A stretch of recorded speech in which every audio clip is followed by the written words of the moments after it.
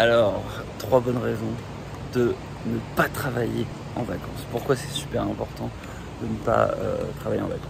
Numéro 1, tu risques de saouler tes proches, parce qu'après si tu pars en vacances, c'est sans doute que tu vas, tu veux pas forcément partir tout seul, mais quand bien même tu partirais tout seul, tu risques de partir dans un endroit de vacances et il y a un risque probable que tu saoules les gens à travailler en vacances. Le point numéro 2, c'est que tu risques de faire n'importe quoi, parce que comme tu es en vacances, t'es pas dans de bonnes dispositions pour travailler, t'as pas forcément tous les outils, t'as pas forcément la bonne connexion wifi, etc. etc. Donc si tu es en vacances, bah, tu ne travailles pas et tu ne risques pas de faire un travail médiocre, c'est pas intéressant.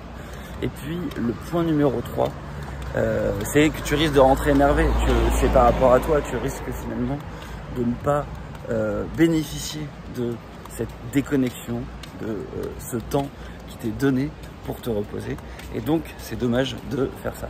Après, je pense qu'il est intéressant de conserver malgré tout une activité, ce sera l'objet d'une autre vidéo. Moi ça m'intéresse d'avoir ton avis, de savoir ce que tu penses des vacances et de l'activité, du travail en vacances.